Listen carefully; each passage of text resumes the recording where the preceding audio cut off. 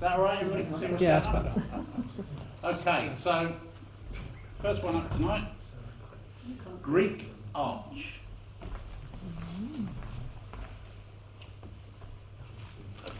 Thank you very much. And a super image to start with. I did wonder whether it was a Greek arch. It does look very Greek. I just happened to have been on holiday in Greece in the summer, and we were sailing, so we didn't get on land so much, and I didn't really find any nice arches, although I would have loved to have found an arch like this and photographed it. What is particularly interesting, I think very striking about this image, is its simplicity. It is beautifully restrained in what it tries to say. The sky has been thrown into black, which works very well to set off the arch. There are some beautiful lighting curves. Not only is an arch, but the light within the arch has emphasized it. So we have one lighter curve here, we have an echo of it on the other side, and yet a third echo there. So as we look at it, we see not only the shape of the arch, the concrete of the arch, but we also see the light and the dark that is emphasizing that. And that's done particularly well, given that this must be quite a bright day when the photographer there was photographing. Of course, everything in the arch leads to the apex, and at the apex we have the cross. The cross is, again, very simple. It could have easily burnt out, but that is not the case here. There is texture within the surface of the cross, so that has been kept very well. A very pleasing image, very satisfying to look at. I think emotionally it's very relaxing to look at. We'll definitely keep that one back, please. A wreck at Pinmill. Pinmill, the place of mud. Right. And gosh, yes, and there we can see all the mud, and look at that. It's people with their wellies, they've been traipsing around into it. They've been sinking into the mud and taking photographs. So quite a famous boat, I think. That's a wreck that lots of people have had to go photographing. An interesting treatment on this has been given a slightly sepia tone, which again I think works well. I think sepia quite often works well with rotting wood. They tend to go well together. The wood tends to have a brownish tinge anyway, so in a mono treatment, a sepia treatment works very well. We have a juxtaposition between the wood and the texture of the metalwork, the ironwork, of whatever it might be. I think it's an old pulley that's potentially on a concrete block here. This must be on the side. So I think that also works very well. There is a juxtaposition of shapes, of textures, and that's nice. We've got, in effect, three main textures. We've got the wood, we've got the mud, and we've got the metalwork. And then, of course, we've got the sky in the top as well. I like the sky, but I think there is a slight problem with the sky, which is a little bit of a shame. It's very bright over here. It does look like it's just fading into burning out in the top right-hand corner. Maybe if that were not in quite such an important place, right up in the corner where it pulls the eye, if it were more central, it might not jump quite as much. So I think the photographer deserves a lot of positives for the work that's been done on the textures here. That all really works well.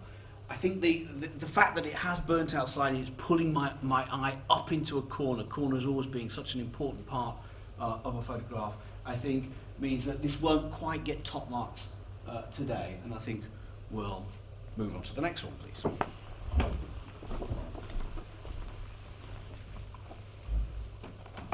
The World's Scary Mum. World's Scary Mum. Gosh. A good title. A really good title. I was just telling someone, I can't remember who it was, that I've just done a new presentation on portraiture. One of the things that came out when I gave its inaugural outing yesterday to Latin Camp Club was the importance of titles in giving meaning to photographs. And I think The World's Scary Mum is a very good way of giving meaning to this double portraiture of a mother and child. Are they baboons? I'm going to assume they are baboons of some sort. I might get my animal name wrong. Because the title suggests what that little animal is feeling. I'm not quite so sure that that leapt out at me from the picture itself. It is the title that's allowed me to interpret it in that way, and I think it works really well. What is strong in the image, of course, is the fact that the baby is looking up at the mother. Whenever you get eye contact, even if we can't see that eye contact is not with us, the viewer, it is between two other creatures here. It's very strong. It creates the bond. We feel that emotional bond between mother and child, child to mother. And that is contained, we can't even see the mother's eyes. We can only see the eyes of the baby, but it's looking up towards the mother. So that works really well. A super portrait, I think. I would call it a portrait anyway. The highlights in the background. This has been taken wherever it was taken, whether it was taken in captivity, maybe it was. This looks like some form of wood. It might be a log. It may be in the wild. Doesn't really matter. The highlights in the back are, again, just drawing the eye slightly. I don't think the photographer could do anything about that.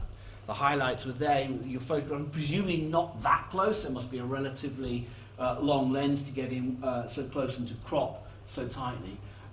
Could those highlights be toned down a little bit more? Perhaps. I think maybe to be on the safe side, take them right down, then the judge isn't going to be able to make too much of a comment around them. Does it detract from the image? Not at all. I think, again, the emotional impact of the image is in the eye contact between baby and mother, and supplemented very well by the title, so I commend that. And we will hold that one back, please.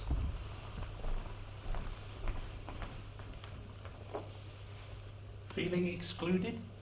Question mark on the end. Feeling excluded.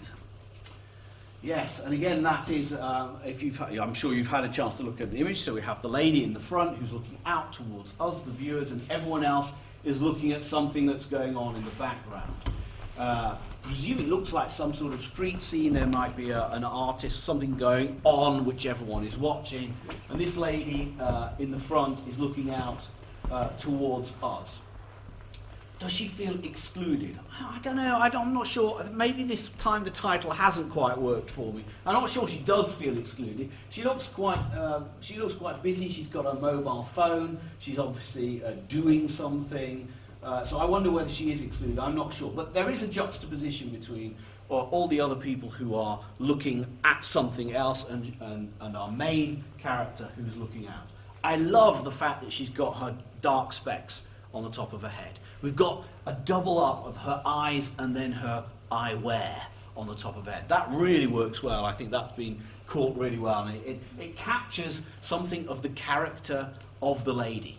She is quite confident, she's quite stylish underneath what is a relatively plain garb. You get the sense that this is a woman who is perhaps quite fashion conscious. She looks like she's got an interesting dress with the beaded, that looks like a relatively expensive bag, and she's got some posh sunglasses on her head. So that's quite nice. We get a sense of what this woman is like. She's looking out. It's been well captured. I think it's been well treated again. We've got a difficult scene. It was a bright day. The photographer has tried to hold in the back. I think there's maybe a little bit of toning going on to try and give some tone in the background detail where it's blurred out. But a good capture, a nice capture. Oh, look, there's her shoe pointing out as well. Again, that echoes what we can surmise about this character at the front. So good capture. It is a little bit cluttered in the background. I wonder whether she stands out quite enough. Perhaps a slightly wider aperture might have blurred the background people a little bit more. A nice capture. I think we're going to pass over it this time, but well done for seeing it. Thank you.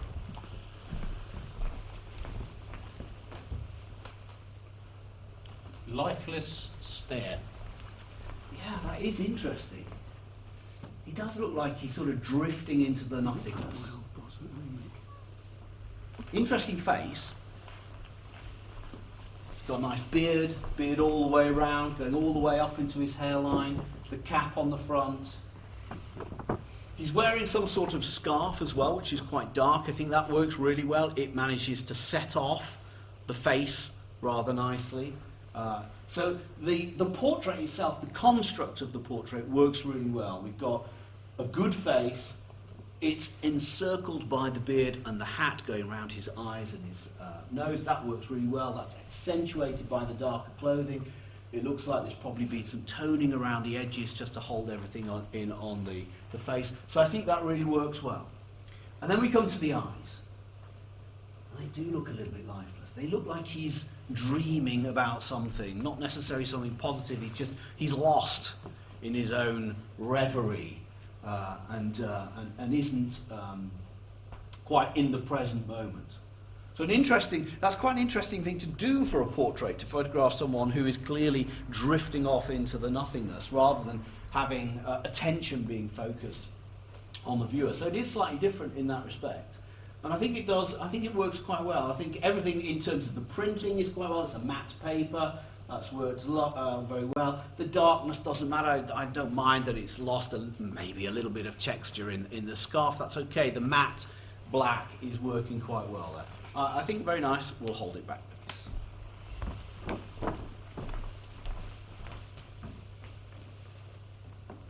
Graffiti Alley. Graffiti Alley.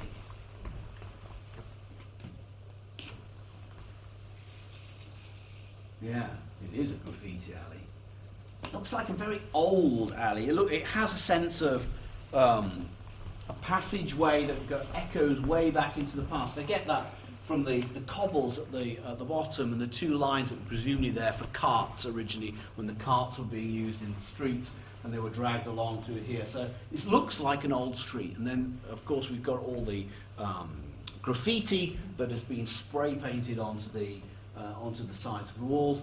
And of course we have a figure at the back where the eye is drawn to. Here, the light, which is in the top right, is just catching his hair, so it gives him a slightly haloed effect. I think that works really well. I think it's quite important to have a figure there. The eye would have been drawn there anyway, but because the eye is drawn there, it needs something to focus on. If he hadn't been there, it is a bloke, yeah, if he hadn't been there, the eye would have gone straight to the light, and I think that would have been to the detriment of the photograph. It doesn't in this case. It goes up to the character, it looks at his haloed hair, looks like he's got a good head of hair, lucky devil. But that works really well. I wonder whether graffiti is an odd thing, isn't it? I mean, obviously graffiti is by its very nature very colourful. It lends itself very much to colour photography, and of course here we are in a black and white or a mono competition, and we have a mono interpretation of what must be quite a colourful scene. So the photographer has made that decision to get rid of the colour that is so strongly associated with graffiti. Does it work? I think so. There's a good range of tones.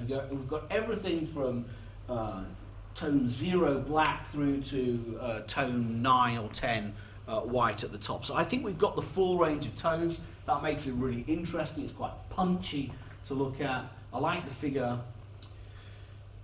Do I hold this one back? I think we're going to pass this time on this particular image, but I do like it. Shard View. Now this one, I think, really stood out to me when I was looking through the images just before we started. The Shard is much photographed. I've photographed it quite a lot as well, but I've never actually seen this particular view of it with this rather spectacular stairway here with the modern architectural art piece that's been built into it, that of course echoes the peak of the tower in the background. So we have two things reaching up for the sky. A photographer has been, I think, I'm going to assume this was done deliberately. Let's give all the credit that we possibly can. The photographer has lined up the camera very, very carefully. So the line of this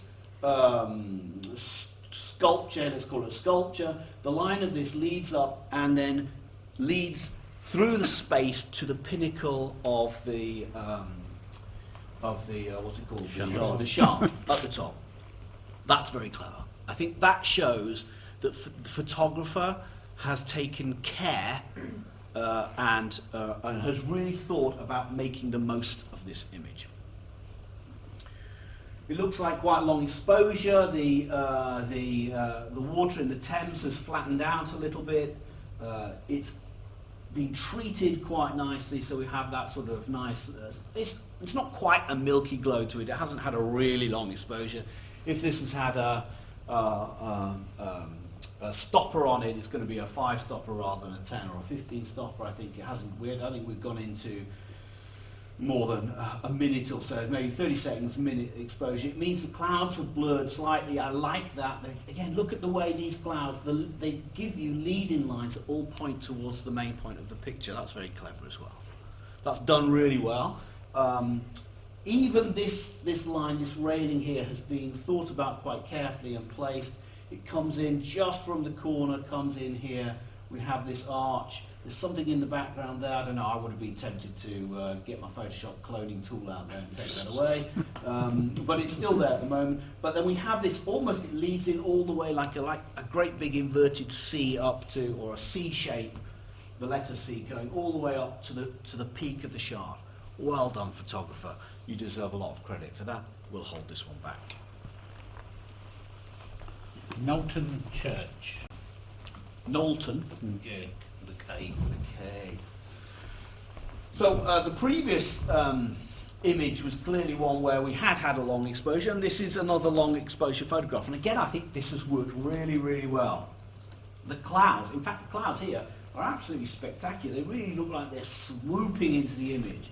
And again, I mean, it's one of those things when you are doing a long exposure and you've got your camera on a tripod, it's well worth looking to see which direction are the clouds moving in. And then place your camera accordingly. Because if you get it in the right place, you will be able to create these leading lines in the sky. Something that we don't really associate with the sky, but of course we see it with long exposures. And this photographer has done very well to do it. We have a leading line that almost swoops in. It looks like it goes in, and then it almost, I don't know how you've done this, it curves slightly down towards the church. We have a really close look at this church. Okay. I'm going to assume the sky hasn't been dropped in. It doesn't really matter one way or the other. The church has been... the church, it's almost gritty with granularity as you get in. And you look really closely at it, at the detail in the brickwork and the stones in the church. That's quite extraordinary. So I like that a lot. The two trees, they balance them. They balance, these two trees balance the tower on this side. So we have a well-balanced image, an image that feels meaty in its weightiness. It feels absolutely solid because it has the tower here, it has the two trees there to balance it, and the swooping line of the sky. So that's very good. We'll keep that one back, please. Oh gosh, I'm keeping them all back. That's it. No, remember that. Steampunk attitude. Yes, and she has got attitude. Mind you, I think if you've got, well, in this case, not the balls, but the guts to dress as a steampunk, then maybe you definitely should have attitude. And this lady is demonstrating, let's call it, bags of attitude. I like her pose. She is very dominant. She is a confident woman, confident in her garb. So let's have a look. These look like wooden planks at the bottom. We've got wooden slats at the back on the wall.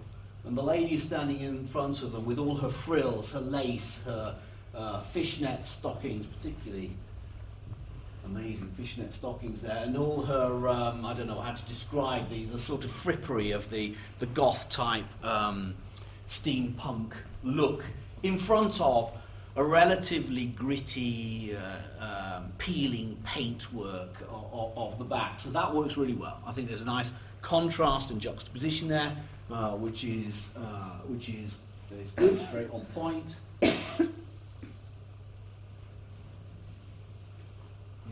The handle and the hand here are just on the verge of burning out. They've just been kept back. So I think, again, the photographer's been very careful with their printing to make sure that hasn't faded out. Her chest here, a little bit, again, just slightly fading, a little bit, perhaps bleaching out.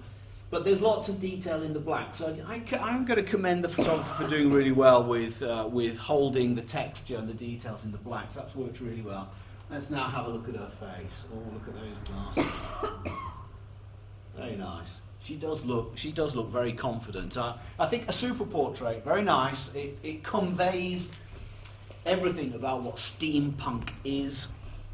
It must have been great fun photographing her. She clearly knew you were photographing her. She's given herself to you in terms of that portrait, hasn't she? It's a really interesting thing about portraiture. The one we saw of the gentleman here who is staring away, he doesn't know that he's being photographed. He hasn't given anything. This lady has given her image to the photographer. She knows what she's doing, and here she's portrayed it. So, excellent photograph. I'm going to give an extra, I know we're not marking today, but I'm going to give an extra mark surreptitiously for the black border on the mount. That works very well with steampunk mono picture. Very clever, very good. We'll hold that one back as well. I'm persuading myself to hold them all back. Well, I'll have to trim them back later, but never mind. They're super photographs. View from the top.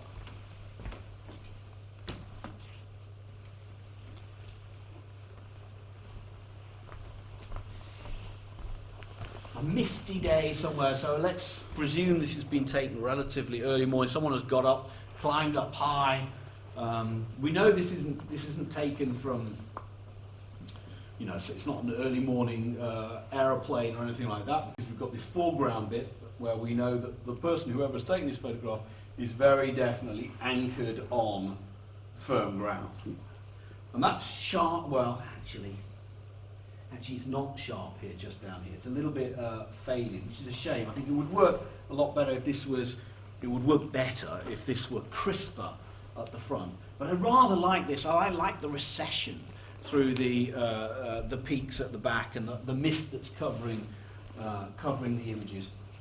I think perhaps there is a little bit too much of a gap between the foreground and the main draw for the eye in the background. I think there's quite a large space to get over, which is full of this mist, and I think the photographer in his or her processing and printing has tried to make this as interesting as possible by lightening and darkening. There are elements there which are trying to show it not just as one tone of grey.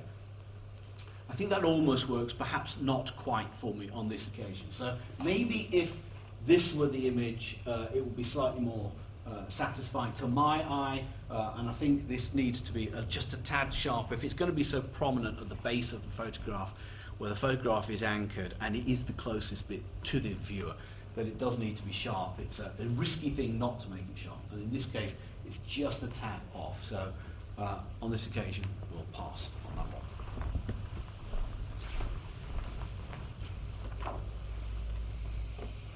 Unblinking.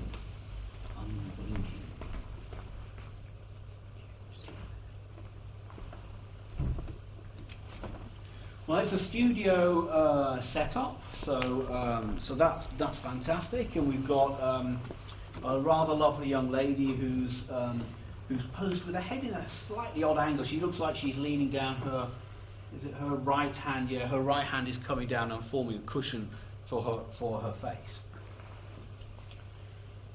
I think the photographer again has been quite bold here. I think we're gonna pay compliments for things that work rather well. So I wonder how much thought there was about this hairline that goes like a wave across her face.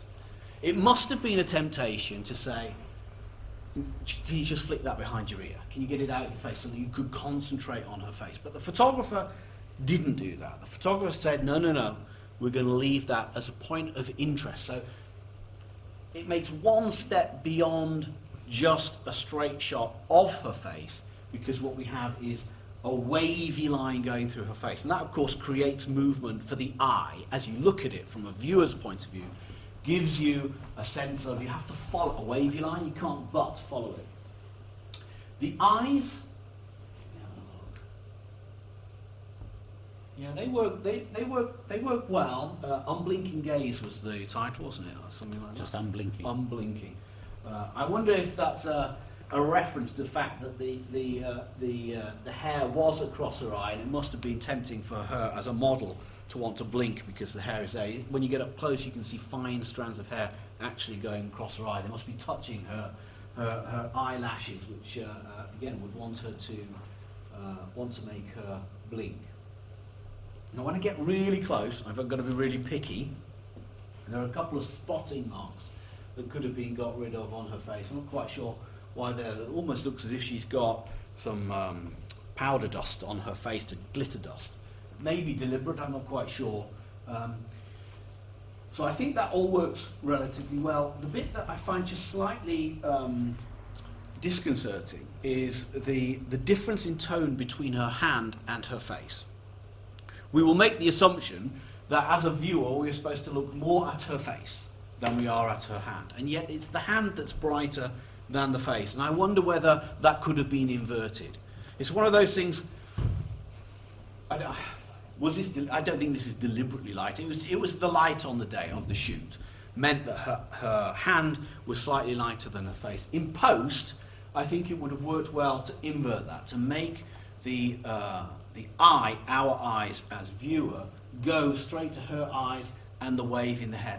That's the interest in the image. That's where the eye should be going when we look at this. And I think the fact that this is slightly lighter does pull the eye slightly. It always does. We all know this. We have heard numerous judges say the same thing, that the eye is pulled to where the brightest spot is on in the picture. And I think it is tugging me down slightly. I don't mind the shoulder. This seems slightly darker. It's this bit of the and that finger there here, the edge of the hand, they're a little bit too bright. So this is an almost one, an almost interest. It has a lot of interest. I think a reprocess of this image would make it a stronger image, because our eye would be drawn to the bit where we ought to be going. So we'll pass on that. Seashell Study 1. Because there are a few.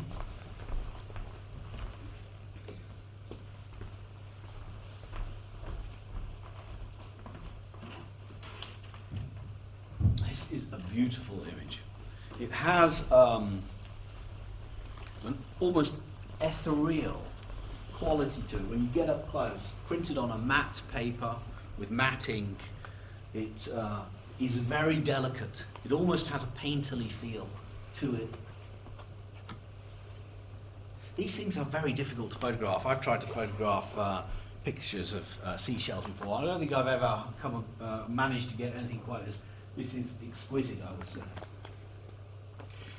The way the image works is, again, the eye is drawn to the brightest point, and the brightest point we have been told where to look by making that brightest point on the point of the shell. There's probably a technical name for that bit. Is it the heel of the shell? It's where it's connected. I don't know. But that is where our eye goes, and then our eye is allowed to flow out through the ribs of the shell, which again are beautiful curves. And we move from light to dark, and then we fade away into the darkness in the background. The edge of the shell has disappeared. I don't mind. I don't think it matters. I think the printing is so exquisite, we get away with that. I'm going to be nitpicky. I wish we didn't have the black triangle in the corner. I think if we'd done a bit of cloning there, we could have perhaps just... The reason I say that is because it's obvious, I have to look at it.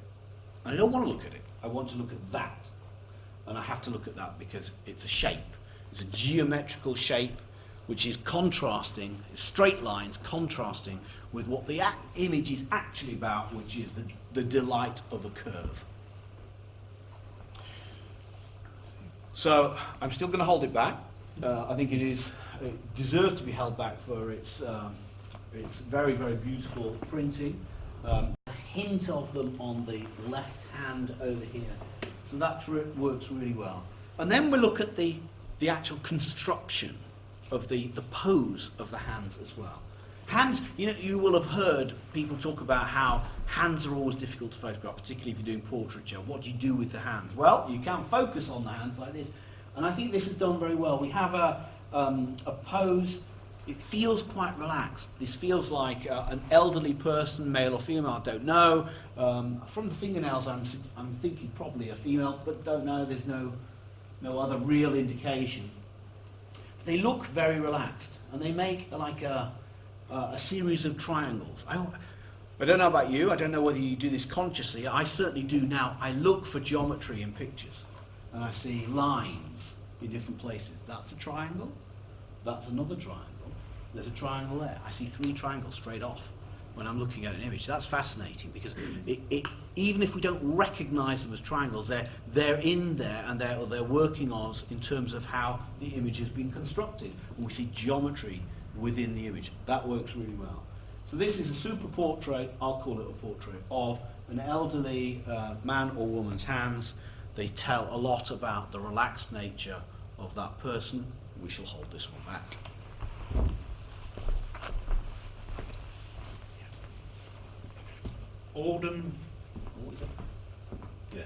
Oldham Chapel Font.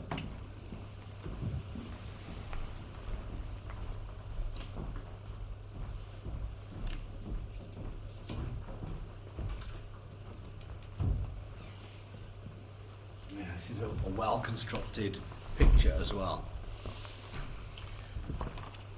So the photographer, a font, usually about so high, do we agree, roughly? So this photographer has got low down. It can't be up here. When you look at this image, it almost looks like the font is towering over you. There's no way you can have a font above head height. How would you get the baby's head in there? So it can't be that high. So the photographer, you could chuck him in. You could chuck the baby in, see if he can swim. No, so the photographer has made quite an interesting decision when he or she was taking the photograph. And that is to come down and photograph the font at about the level of the base of the well of the font.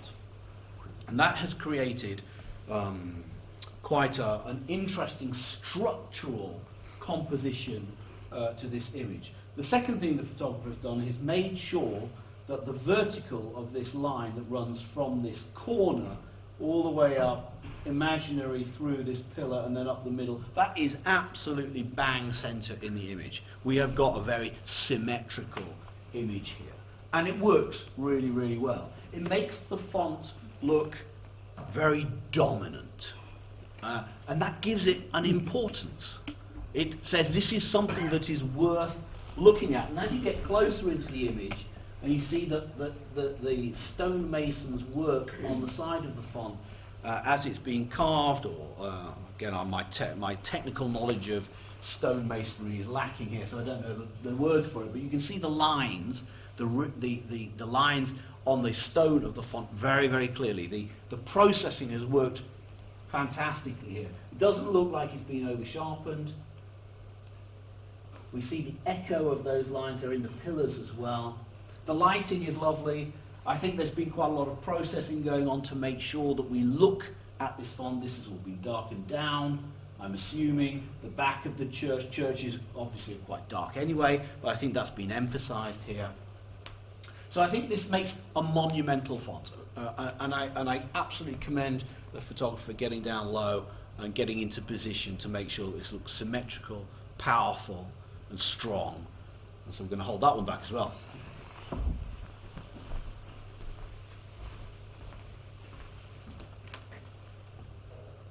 Returning home. Again, another really powerful image. A Lancaster. I'm assuming this has been done on a reenactment day. There's a company that does them. I guess they've done this one, and that's staged the picture for the photographers who have gone along. There is a lot of mist in the scene. I'm sure that's been created, and there's been a light shining from behind coming forward, so everything is backlit. It throws a lot of the plane into silhouette, so the propellers are in silhouette. One of the props, as it sticks out, it's fading out of the light. That doesn't matter at all. This is all about feeling and nostalgia and history and knowledge of what these machines were for. And coming home, we all know that the crewman in Bomber Command took a heavy toll. So there's all of that in the weight of the image as well. I like the big wheel, looks fantastic. It shows off the size of the men versus the machine as well. All of that works really, really well.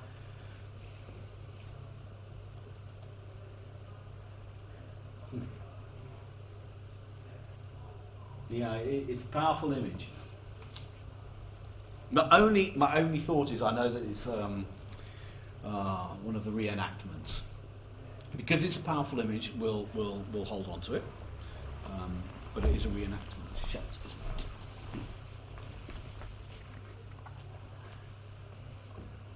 it? End of the line. So this looks like, I've forgotten the name of the beach. Dungeness. Dungeness, that's the one. End of the line. Again, what is this image about? This image is about juxtaposition. It juxtaposes the boat in the background with the ironwork in the foreground. It juxtaposes the lines of the boat, the horizontal lines, with the vertical lines and the circular shapes of the machine to pull the boat up the beach. It also, I guess, even we've got the mess of the wire cabling here contrasted with the relatively clean lines of the boat. That works well. The area that I find a little bit more, there's nothing you could do about it because obviously it was empty, but it does feel a little bit empty here. It feels like there is a lot of interest here, and our eye is meant to flick from one to the other. But I think there is a good third of the image which is taken up with the pebbles of the beach. And I wonder whether they work quite so well. Perhaps not to my mind. Now, could we have managed to create a more dynamic composition between the two to create the juxtaposition? I don't know. Maybe there was a way of creating more of a diagonal rather than... This feels like the left-hand side of the shot, the top right, and then the bottom right third is very heavy in terms of its emptiness. So I'm not quite sure whether the composition works very well, although the intention was very good. The execution of that has been fine. The boat in the background is slightly out of focus. Does that matter? No, not really. I think the eye knows what we're looking at. We can make our decision about that.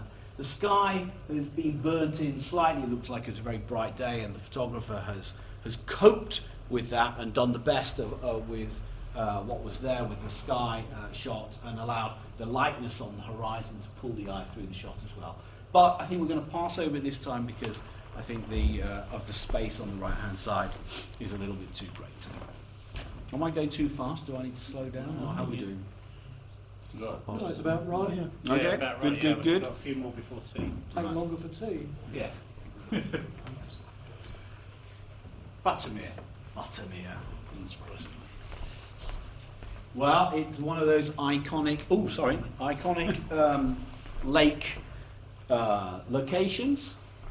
I'm going to put a plug in for Quest here, so apologies for this, but we're going up to the Lake District in February. If anyone wants to come with us, please sign up. We've got lots of other locations as well. Yellowstone, very good, very good. Anyway, I'll get off that. Back to the image. I think the letterbox format here works really well. It is a classic image, isn't it? I was about to say a cliche, and I have an odd relationship with cliches, partly because I use them all the time myself, but I do think cliches tend to be cliches because they're tapping into something that is usually quite powerful or quite well presented. And here we have, it is a well-known shot of the lakes. We won't call it a cliche. We'll call it a well-known shot of the lakes.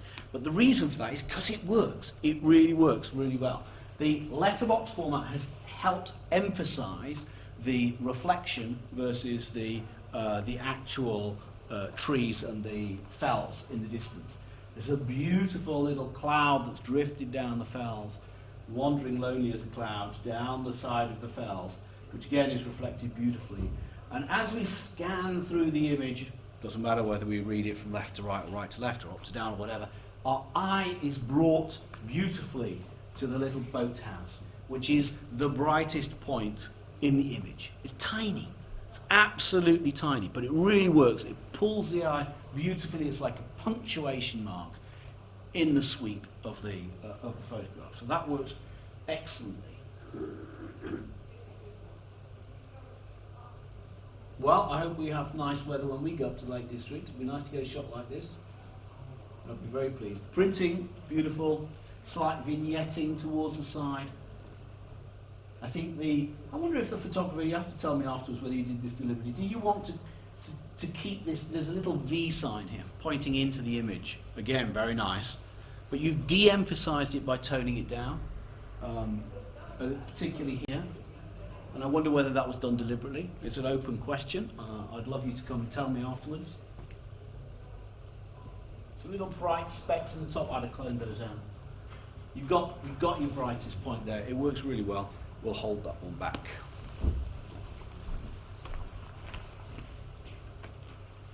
Shell study. Number 2. Is there an order? Yeah, yeah, that's true. It wasn't intentional.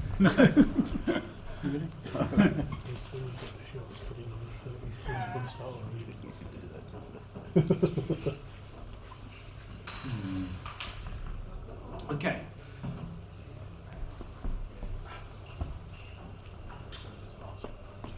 I think we're looking at the inside of the shell here, the pearlescent inside of a shell. I don't think we're looking at the top. The previous one we looked at the top and we saw the ribs of the shell going out. I think here we're actually looking, it might even be the same shell flipped over and photographed on this side. Could well be. So we're looking at the inside. And I imagine what has caught the photographer's eye is these beautiful shapes swirling almost like they're not quite a spiral, but swirling down to a point which must be further away. And I think so.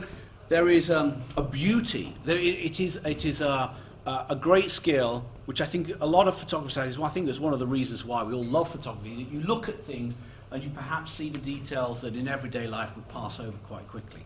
And this is certainly a case where the photographer has looked very, very closely at a shell, a relatively mundane subject, and has seen something of beauty in it and has tried to emphasise that in the photograph. It is interesting that we've had the 2 images, and I know we've got a third one coming up, I think. Yep, we've got another one. It is interesting and impossible not to compare and contrast. If we have 2 images, and if they're called shell number 1 and shell number 2, it's impossible not to. This one, the printing doesn't quite work as well for me as the first one. It looks just slightly greyish. It looks as if the matte paper and the matte ink have created a very matte subject here in a slightly, I mean that slightly critically. It hasn't quite got, I think we're looking at the pearlescent side of the shell, and I think it would shine a little bit. And it's not, it's just almost one tone all the way across the shell. And I think that takes away a little of our viewing pleasure of something that is so beautiful in nature. So on this case, I think full marks for having seen the image and full marks for setting it up with the black background. I think that works really well. It's a shame that the actual tone of the inside of the shell doesn't have slightly more contrast to it to help our eye travel through the image and enjoy the image to its full. So on this occasion, I'll pass on this image. Okay. Gallither Falls. Ah, Gallither Falls. I wonder where they are. Perhaps Wales? I'm not quite sure. Obviously not a quest destination. Not yet. I'll have to look them up. Yes, and a lovely place clearly it is too, with the water cascading down some gentle steps. These are waterfalls, gentle steps. This is not a waterfall as drama. I think we've got one coming up a little bit later where we'll see the drama of a waterfall. This is much gentler in its aspect, and I think the beauty of the photographs. On this occasion, it's interesting. I think the beauty of this photograph is not so much the water; it's actually the rocks around the water. So I rather like these 2 large, heavy, weighty rocks on either side of the water, which are holding in the narrowing of the water here. The main waterfall that we can see is in the mid-distance and slightly obscured by this branch that comes in, this fallen branch that comes in from the right-hand side of the image. The image has been toned slightly. I think that's okay. I think that works, although it's got quite a strong orangey tone. It is a little bit overpowering. It's gone into the water, it's gone into the highlights quite a lot, and it's toning the highlights, which is perhaps a little bit powerful. It might have been useful just to tone down that slider slightly.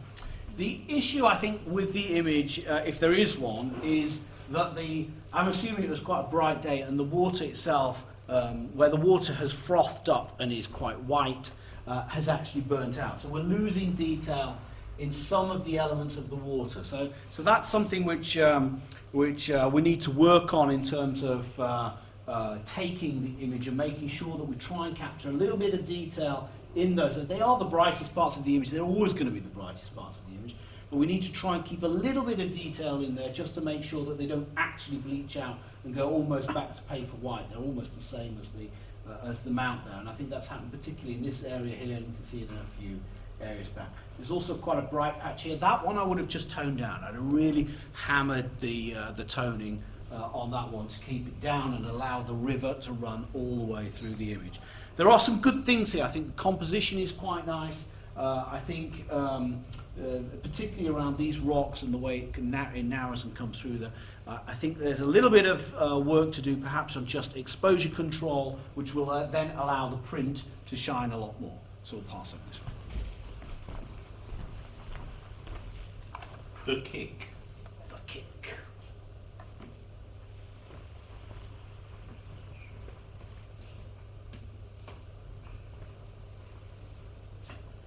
Yeah, it's fascinating. The I don't know what it is that the model has thrown, flour, whatever it might be, to create this.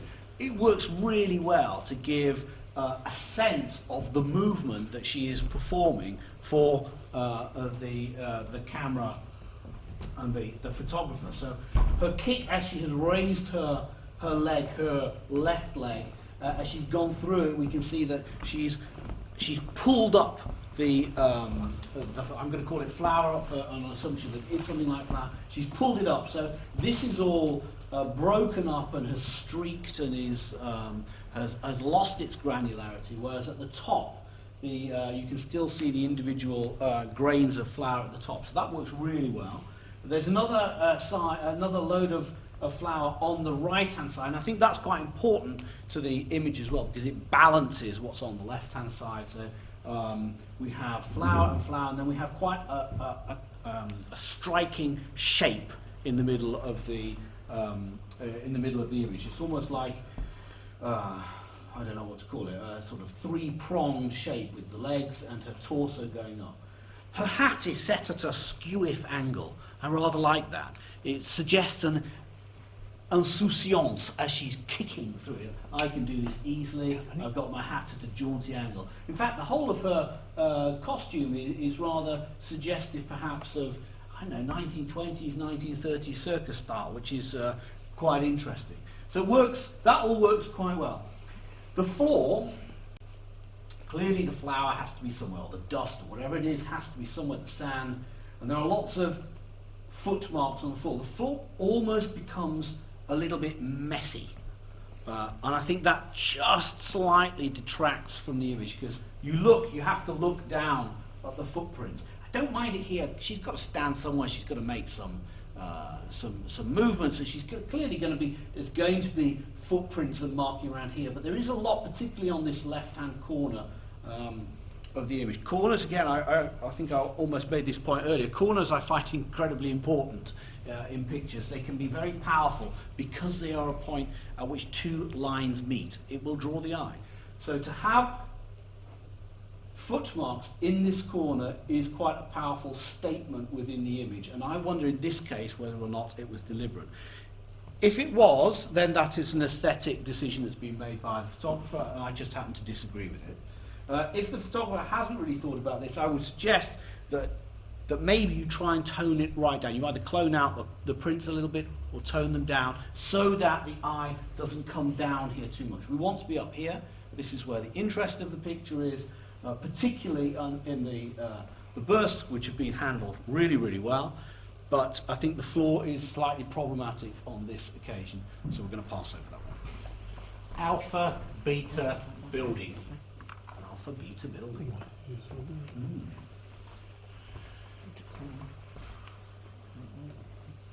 So this is our second arch of the day, isn't it? We had the first one, this is the very first picture.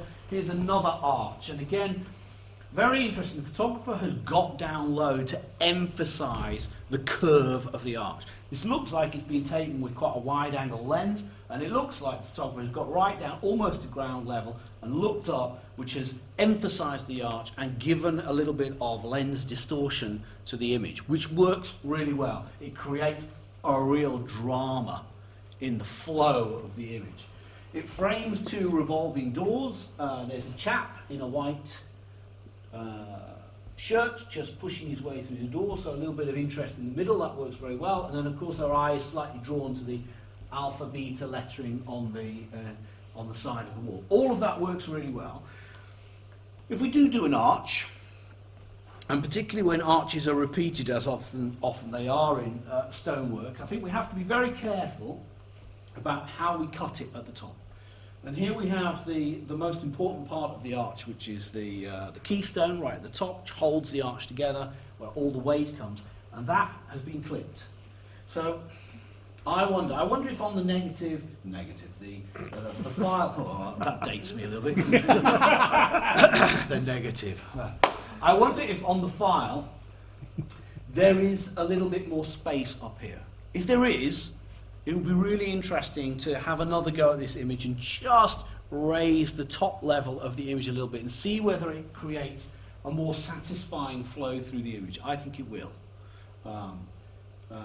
It's a really difficult bit. I think wherever you crop, it's going to be difficult with an arch. You've kept one line in, but there are so many more dynamic ones going around, and it is the keystone that's been cropped. So I think on this occasion, we'll pass over. Beard pin. Beard pin.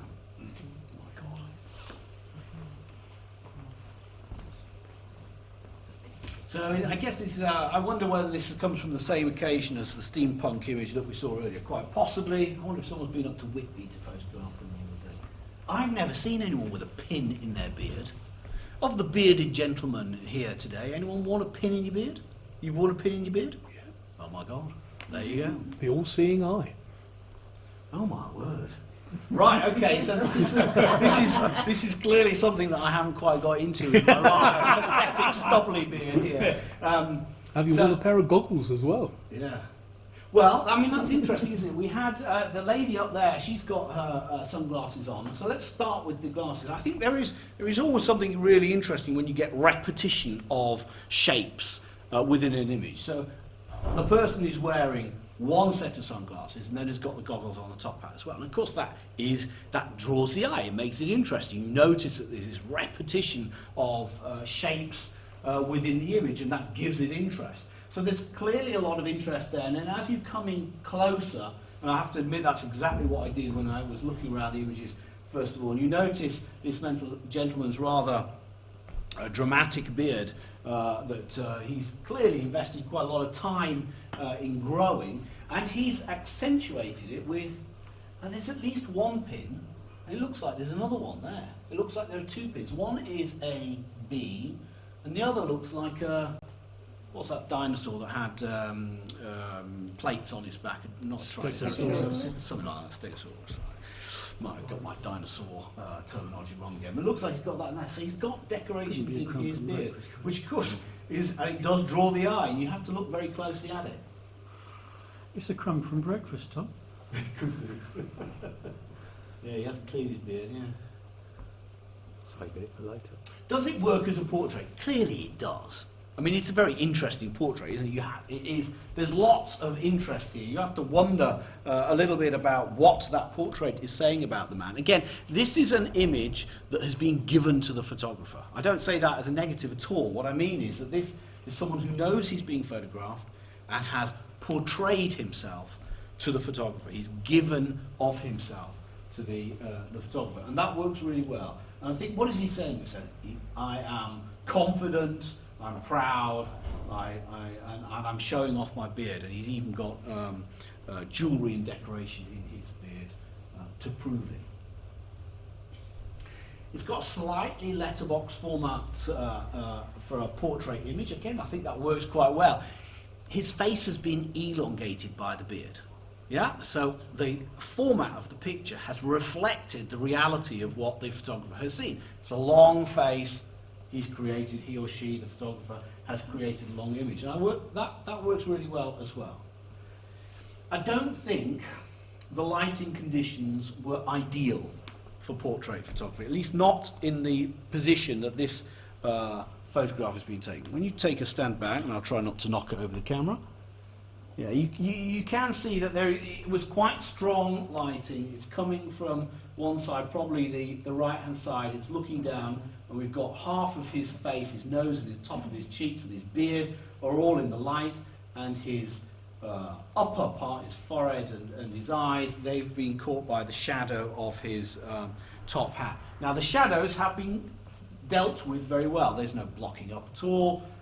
We still see a little reflection in the glasses. There's something slightly odd on the left-hand pane there. I'm not quite sure what that is. But I would suggest that when you get a chance to do this, if you don't mind asking your model, whoever it might be, to step into the shade, you won't get this issue with really strong lighting coming over the face. That is the only bit that detracts from this image. I think the contrast is a little bit great and hasn't worked ideally.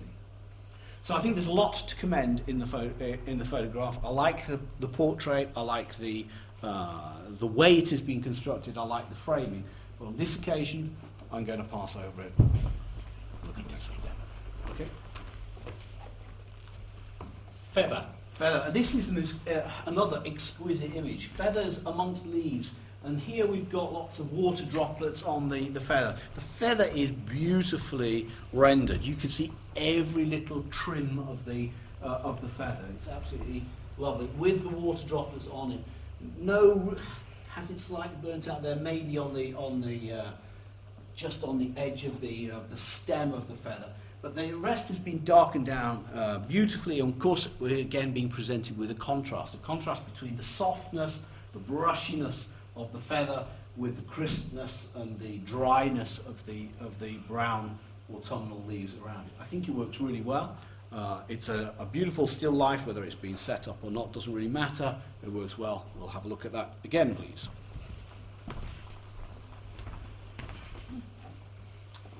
Ghost Falls.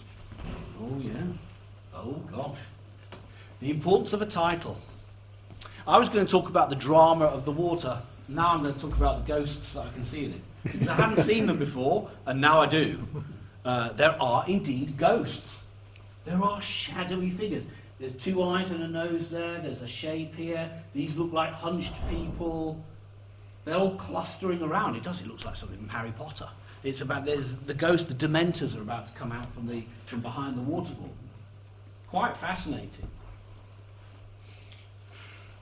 The title has completely changed how I was going to talk about this. Because I now look at that, I'm wondering whether you need all of this.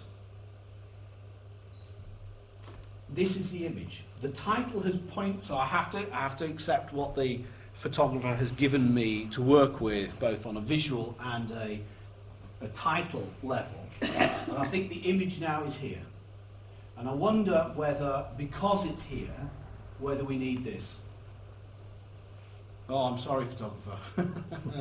I was going to talk about the drama of the waterfall, etc., but now I think actually we should crop it quite heavily. It's a beautiful image. Do it again.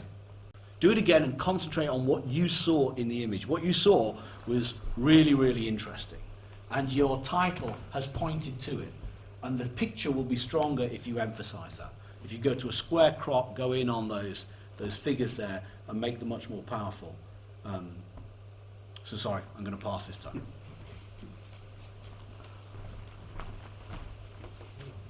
A tree by the sea. See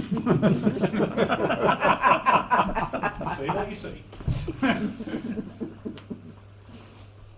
Yeah, there are some delightful bits in this image too. So there, of course, is the tree. Look at the spikiness, the dryness, the lines of the tree, and then juxtapose them with the circular elements of the water, of the whirlpool that's in the bottom right-hand corner, probably created by a long exposure. The water is flowing in. It's probably moving relatively slowly, but over time it's created this little whirlpool. The whirlpool strikes out in this direction. It therefore plays as a contrast to the tree. That all works really well. The bit that doesn't work so well is the sky. The sky, I like the fact that the clouds are blurring, but they have bleached out a little bit, particularly over here. The sunlight was so bright that the water reflecting the clouds at the top, they've bleached a little bit. We've lost texture, and that just Can we do anything about that? I think this is you have to go back to your raw file. If you shot in raw, work out whether or not you've got any texture there, and if you have, work with it or clone it into the area. Maybe be even more dramatic and cut down so you're emphasising the juxtaposition here. I do like this bit. I like this area of the image. I think that works really well. And I like the juxtaposition with the dead tree. That all works really well. The sky's holding it back a little bit on this occasion, so we'll pass it on. Essex windmill.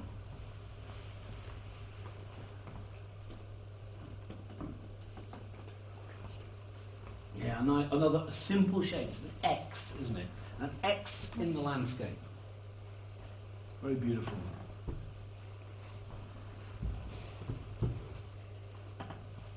This is interesting. When you start to, I remember one of the tricks that a long time ago when I was learning about photography and I was reading and learning about composition. One of the tricks I was given, the idea was, imagine if you flip a bit of tracing paint over the top of your image and you just draw the main lines. If you draw the main lines here, you go 1, 2, 3, 4. That's quite powerful. Very simple, very dramatic. And that's how you see whether your image is simple or complicated and how they work and how it works as a result. This is very simple and works very well. So I think the composition is strong, very strong. I like the fact that it's slightly offset. We're looking at an angle, very powerful. Again, geometric shapes work very well. The sky is also very powerful. It's been printed so that it's very, very black-white. It's almost so black, it's almost a bluey black. That's perhaps because it's on gloss paper, which has accentuated perhaps a little bit of the tone. I think that, probably the sky here, you see all the clouds in there, the puffy clouds, they're probably detracting just ever so slightly from the drama. This would be a good case for a long exposure to turn the images, which are the clouds, which are bitty, into something much simpler, which would accentuate your geometric composition here. So I think good attempt.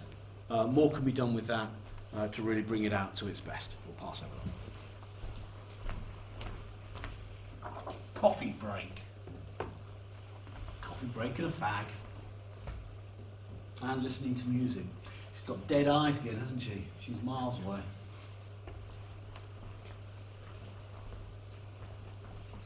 It's the first time, I haven't made this comment before, it's the first time with this light that the printing looks just slightly odd up here. It looks like it's caught a bit of a magenta tinge. The composition, again, works quite well. We've got a flow through the image from the left to the right. There's a strong pole up there which anchors the top half of the image. It's a shame there's the sign at the back, the pub sign. That's a little bit distracting. It would have been nicer to have got rid of that. I might even clone that out myself if it would be me. But what we have is a snapshot, a street scene of everyday life, typical life now, youngsters listening to music with a coffee and a fag and a bag. Is it strong enough as an image? What's it saying?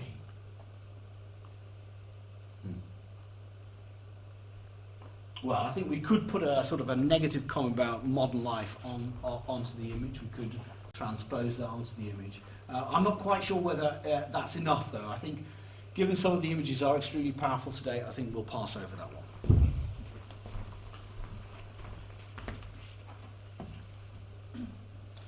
The morning briefing. Yeah. So at first glance, this looks like a very busy image, but it is a busy image because it's a busy situation. So the photographer's done really well, I think, actually, to make an image of so many people.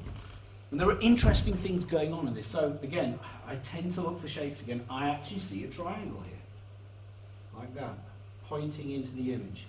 And they're going past the gentleman who's making the speech, but that works all right. I think that works fine.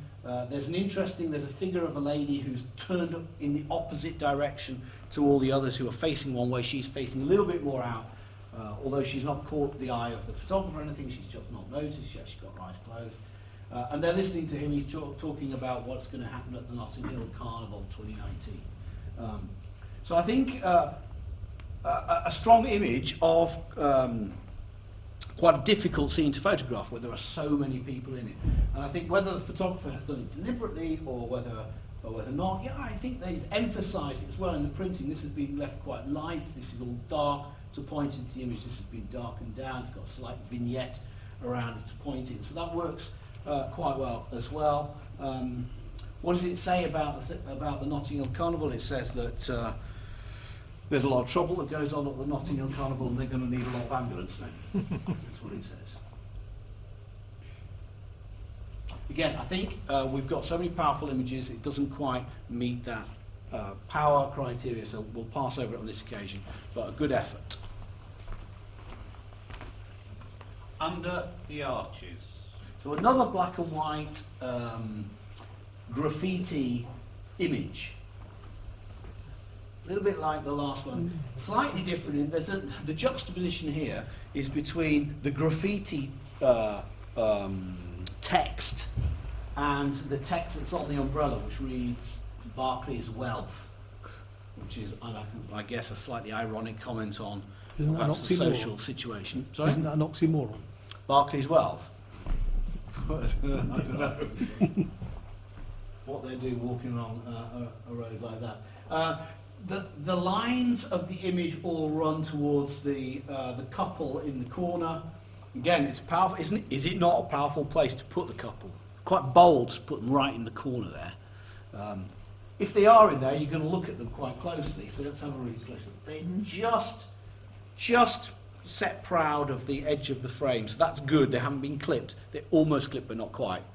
So the photographer's been careful. Whether that's in the original image or whether that's in the cropping and the printing, doesn't matter. That's what's been presented to us. So I applaud the photographer for giving us a very powerful, dynamic positioning of the couple with everything rushing to them, and a juxtaposition of the graffiti with Barclays Wealth. We'll hold that one back. How many have we got to go?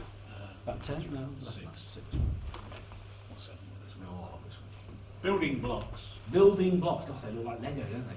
I really like this one. You remember the font that we saw earlier, where there was I talked about the dynamism of putting the vertical line right in the middle. This one exemplifies it even more. How powerful is that as a construction to an image, to put the vertical of the corner right slap bang in the middle. If it was not in the middle, if it wasn't absolutely perfectly done, you'd pick it up. The eye would see it. If it was just off by a tiny bit, you would see it. And that's not the case here. It is perfectly done. Looks like a long exposure, that's why the sky's blurred. It may be like that, it may have been dropped in later, it doesn't really matter. It looks quite freaky, doesn't it? Place to work. That's the brightest spot, which is obviously an internal light. And the eye does get drawn to that. And then there are a couple more. There's 1, 2, 3, 4, 5, 6. Now, I guess I might have been tempted to get rid of these and leave that one as a single point to draw the eye. I think the sky has been dropped in. If I look really, if I go pixel peeping, I can see a slight halo line on the security camera at the top. Doesn't matter. It's a strong image. I love the graphic nature of it. It can stay. We'll have another look at it. Kimmeridge Bay. Kimmeridge Bay. I forget the name of the little tower. Clavel Tower, something like that. I can't quite remember. Beautiful tower. Apparently you can stay there. It's part of the Landmark Trust set of properties, which is... so if anyone wants to go and stay in a tower overlooking Kimmeridge Bay, that's where you go. This is a really nice, a lovely landscape, seascape image. A very strong line, it's all this shelving that goes out. It allows for this long line. Again, relatively long exposure, I'm guessing, which has allowed the water to soften out. Very sensitive in terms of its printing. Again, beautiful on a matte paper. The blacks have not blocked up, there's still detail in them. This holds the corner in, it's echoed by, look, echo. Very clever. The photographer has done well in his or her printing after the image has been taken. I think that's really nice with the darkness here, the darkness there. The eye is drawn to the tower in the top. Looks very beautiful. We'll keep that one and have another look at that one as well. 25 minutes. Got tomorrow's winner? Hasn't got tonight's yet.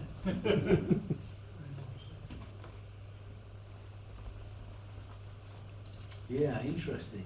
The gentleman is reading what looks like Picture Post. I guess it is Picture Post. Even the magazine that they're reading, I guess this is, I called it a reenactment earlier, and I didn't mean that negatively. I think this is a similar sort of scene where people are, in this case, I guess it's a railway station or something like that. We've got people taking a break.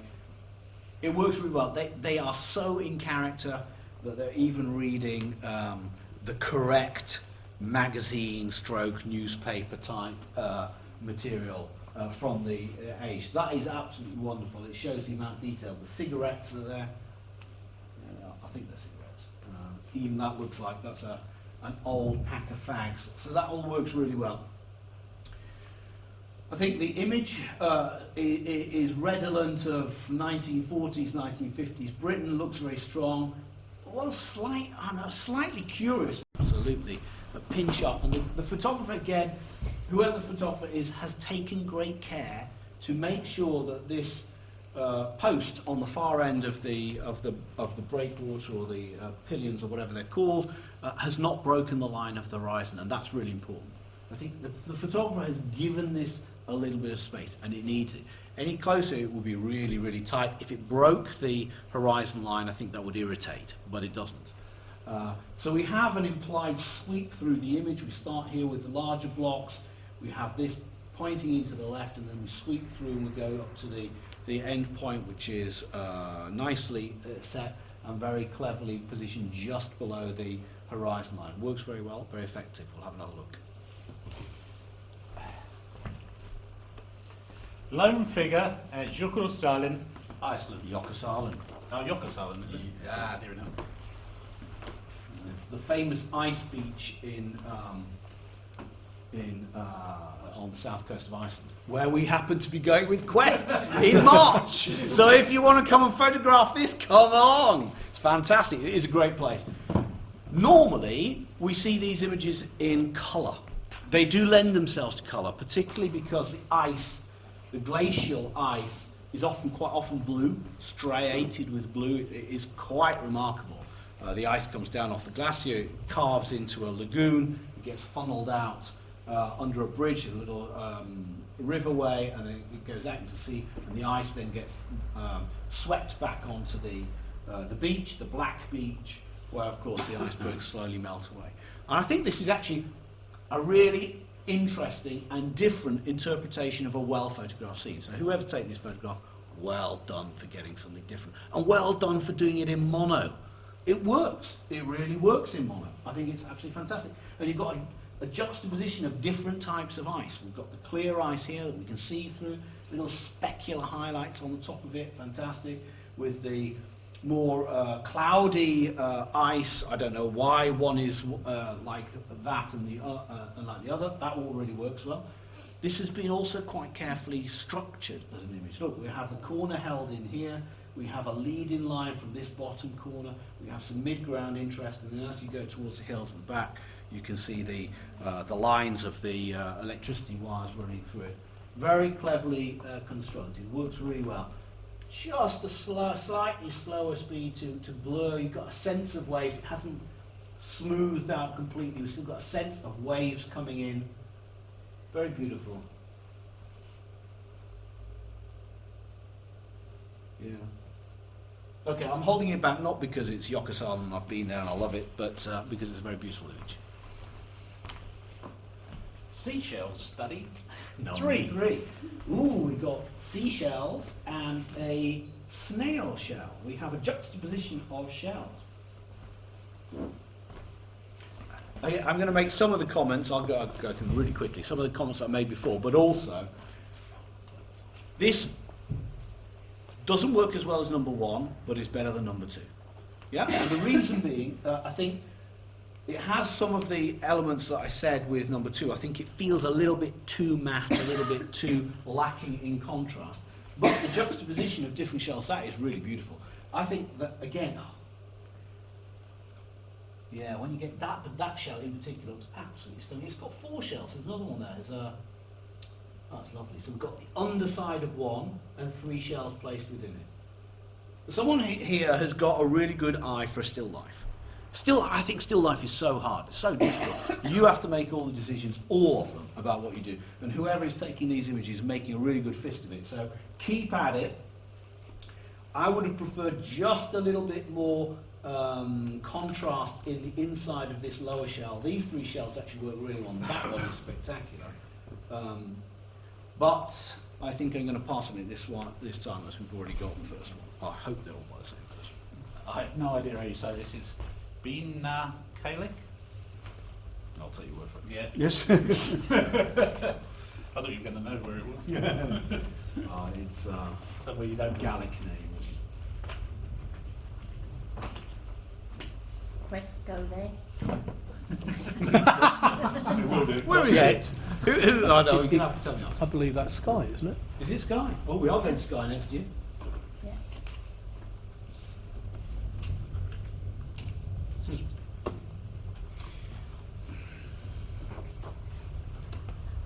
Okay, there are some aspects of this that I really like and some aspects that I'm not too keen on. I love the left-hand side of the picture. I'm not sure about the right. So if I come over here. I love this bit. I love so I like the foreground. This lake that you're going off with, the reason that the point that is being pulled out, which is the fir tree in mid-distance, it looks like a shaft of light has come across and picked it out. Very, very beautiful. That's too detailed to be doing through processing. I'm assuming that's done through light. And we've got the darker hill in the background, which is under a cloud. It's in shade, and then the lighter hill behind it. This is all very beautiful, very simple, very minimalist, very powerful. Do we need all this area here? Does it add anything to the image? I know it shows the slope of the mountain as it goes ahead, but I think my eye is drawn towards this. This is what I'm looking at in the image. So I would prefer it almost as if this is my image, then do I need that? And perhaps not. So if you want to come back to Sky, come with me, and we'll go back and take the photograph again, and we'll do it in a square format. It's a lovely image. The printing is very beautiful. It's got a lot of qualities to it. I'm just objecting slightly to the overall composition. So for that reason, we'll give it a miss. Okay, so you've held back 18. 18. I've got 70.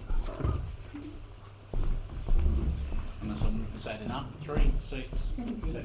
Thank you. 17. Don't worry me. Right, so I'm going to pick out first thing first, highly commended and commended. And I can do however many. However many you like. All right, so I'm just. Can I just go through and pick the ones? Right. Yeah. Oh, I'll tell you what. I'll drop the ones out that on second thought. Okay. Won't.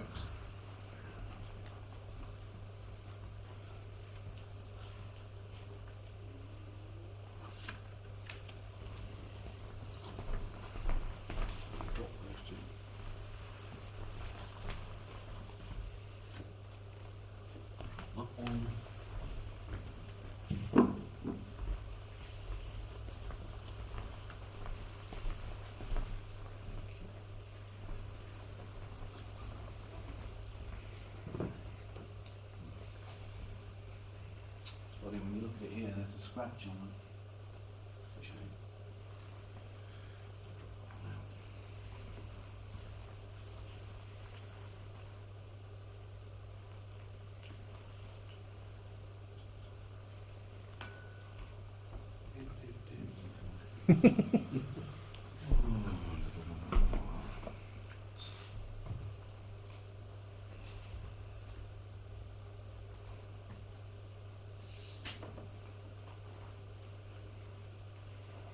Just a quick comment on that one. The reason I'm dropping it about is these other lights here. I think they distract slightly. This one doesn't bother me, it draws the eye, and it's fine, it's in the central point. Those other ones just pull away slightly. So I'm with. Sorry? I should have played them. That's what I was saying to Paul earlier, wasn't it? when Paul criticised one of my pictures. He gave a critique of one of my pictures where there was a tiny, minuscule, absolutely tiny bright point in it, which he said I should have cloned out, and he was right, I should have. That's small, huh? It was tiny then. Yeah, but when half bright. Right, okay. Do you want to put more than one easel? Oh yeah, that would be great. Okay, so 1, 2, 3, 4, 5. Oh, let's count.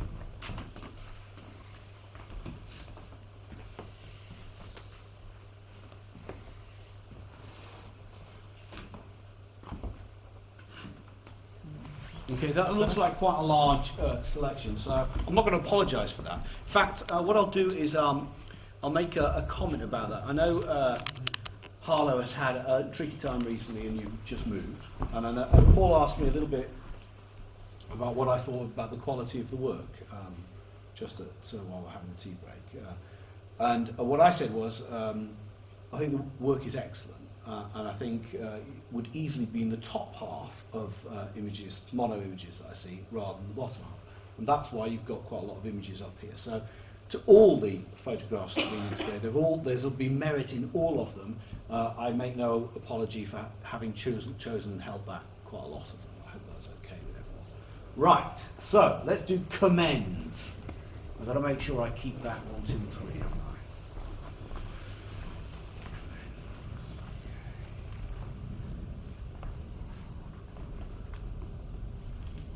Okay, that's my first commended photograph.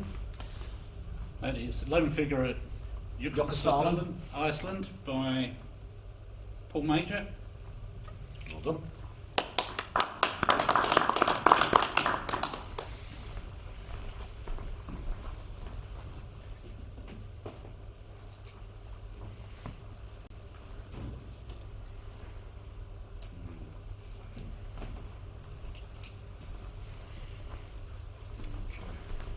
The next commended one is the Lancaster. Very lovely. That is Returning Home by Paul Radden. Well done, Paul. And the third commended will be the beach down on the south coast. That is Kimmeridge Bay by Geoffrey Sinclair. So the highly commends. Oh, it's getting tricky, isn't it? This will be a highly commend. The feather. Cunningly Called Feather by Joe Cleo. Very nice.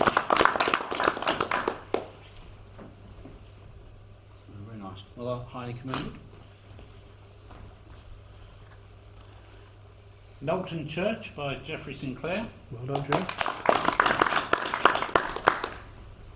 Now this would have been a placed image if it hadn't been for that corner. And it's Seashells? Seashells, Study 1 by David Woods. Well done. You all see other seashells as well. Yeah, gone through a chemotherapy phase. You've got a good eye for them. Thank my wife for collecting them. Right. Oh,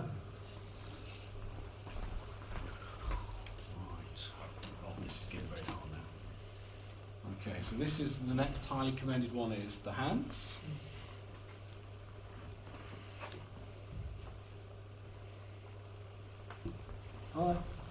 Oh, sorry.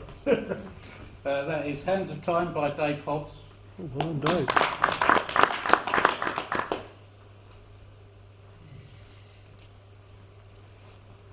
Right. Okay. It's an invidious choice. I have to pick 1, 2, and 3. So this is a highly commended, but lovely pictures, really nice. That's Buttermere by Stan Chippett. Oh, well done, sir.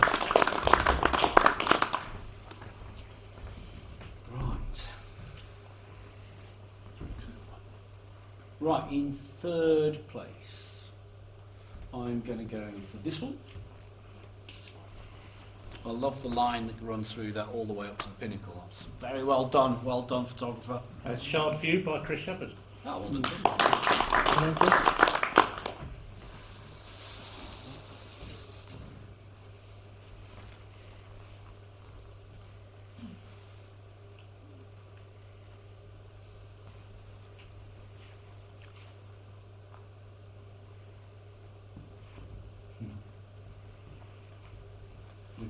Second is font. That is St Aldham Chapel font by Geoffrey Sinclair. Well done, Jeff. And that must mean that the simplicity of the arch and the cross against the black sky is the winner today. And that is Greek Arch by Stan Chippett. Well done, Stan.